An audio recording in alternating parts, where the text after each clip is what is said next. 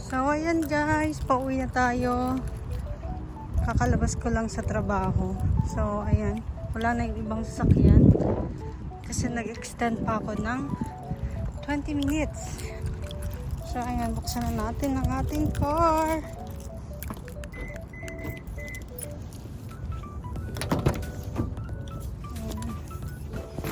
Lagyan natin to. Ay, may Marty Supreme pa oh.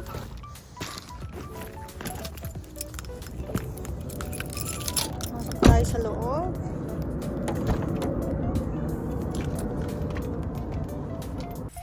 Saan natin itong sasakyan. Seatbelt tayo. Mabuti na lang hindi talaga masyadong malamig ngayong araw. So ayan, makakapag-drive tayo ng maayos ngayon.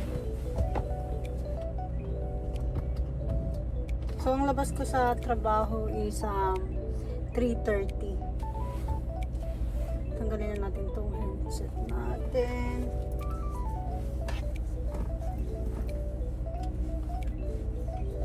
Pasok muna natin itong headset. Alam niyo guys, pag hindi ko to sinut, mawawala na naman ako ng isang earbuds. Kaya kailangan ilagay agad sa lagayan. So ayan, mag-backup na tayo.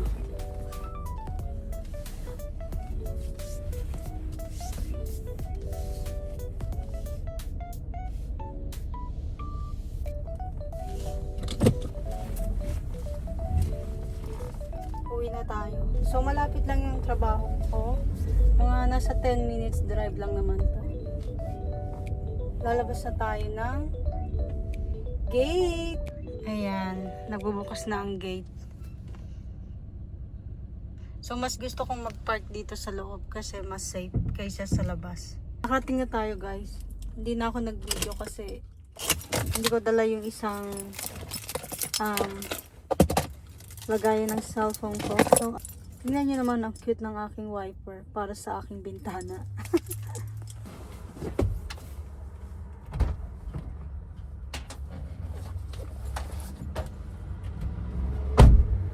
Let's go! Home sweet home! Ayan, nandito na tayo sa ating bahay at meron tayong Shopee. Buksan natin to. Yan talaga ang pinaka-exciting pag uuwi ka na ng trabaho tapos may parcel ka. Diba guys? Grind na grind. Basta may parcel. Diba? 2026. Kailangan maraming parcel. So, unbox natin to guys.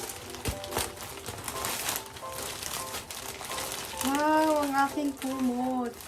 Oh my god. Ang aking kumot.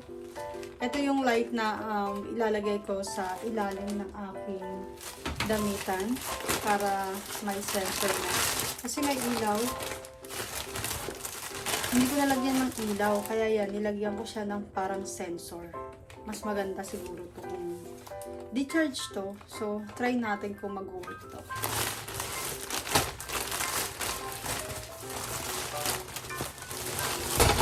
Meron akong pink blanket. Napaka-fluffy niya. Buksan natin kung gaano siya kaganda. Wow, ang laki ng kutsilyo. Kutsilyo. Kutsilyo talaga. No? Hey guys, ang ganda niya. Oh. Grabe yung texture niya. Napakaganda. Fluffy. Tingnan natin kung gaano siya kahaba. Sabi daw ano ba to? King size. So far, malaki naman siya. Ayan, napakalaki niya. Para sa aming king size. So, malaki siya guys. Maganda. At the rest, ano pa ang laman ng ating parcel? Akala ko talaga dalawa to. Isa lang pala. Ayan siya guys. Medyo mahaba siya ng konti. Hindi na akong binili na bilog. Siguro ito mas mas maganda.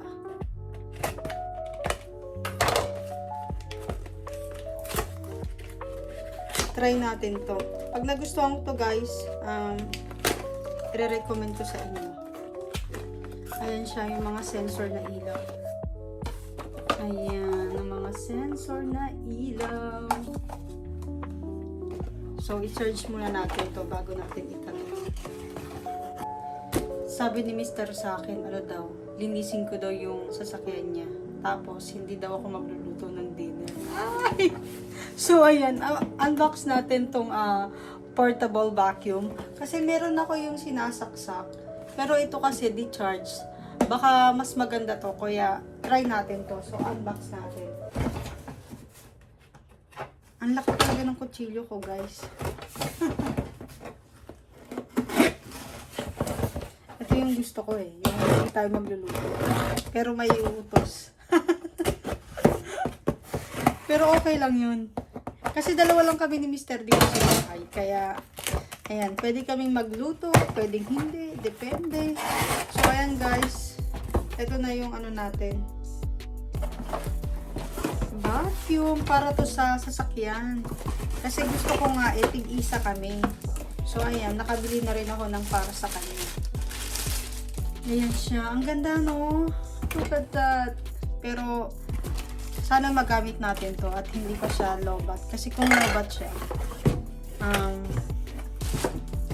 medyo matatagalan tayo nito kung i-charge pa natin.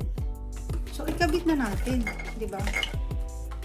I think we don't need that one. May brush ba siya? Ayan pala, may brush pa. So, kompleto naman siya. Ayan yung mga accessory niya, guys. So, napakadami rin yung accessory. Tapos, may manual din na instruction. So, kabit lang natin yung mas madali. Kasi taglamig kasi dito guys, kaya ayokong lumalabas ng bahay. Kaya, kung maaari lang, pag maglilinis ako ng bahay, yung maliwanag pa. Kasi pag madilim na, tinatamad na ako. So, ito gagamitin natin to. Ito yung kasama niyang charger.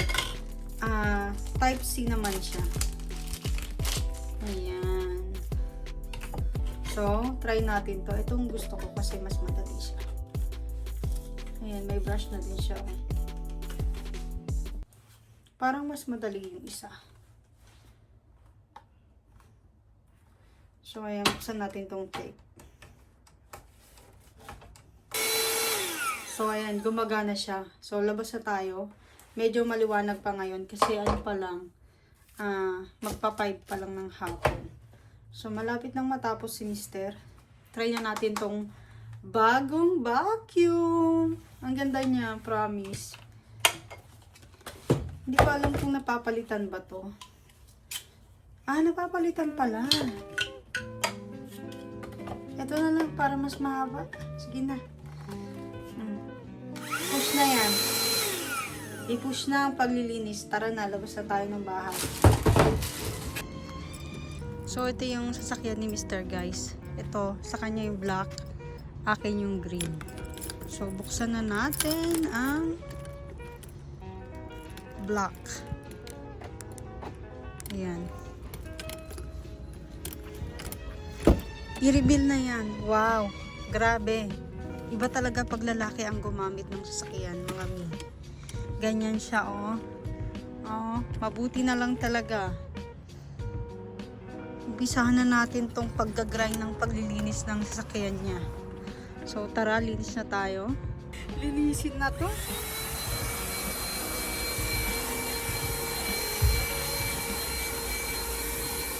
Tingnan natin kung gaano karaming dumi ang makukuha natin dito sa loob.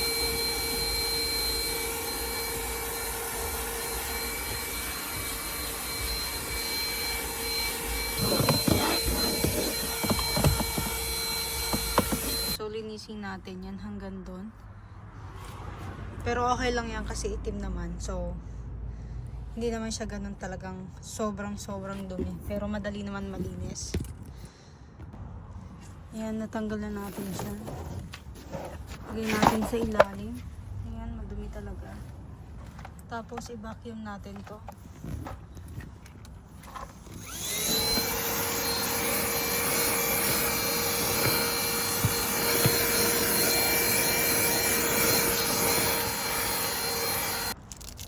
Nandito na tayo sa kabilang side at natanggal ko na rin yung mat. So ayan na, na-vacuum na natin doon. Konting linis pa. At yung upuan, tingnan nyo naman. Nagmukhang upuan na talaga siya, guys. So ayan, linisin na natin yung mat sa loob. Kasi yung tubig namin dito is sarado sa labas. So doon natin sa loob huhugasan yung mat para mas malinis. At makuskus natin ng mabuti.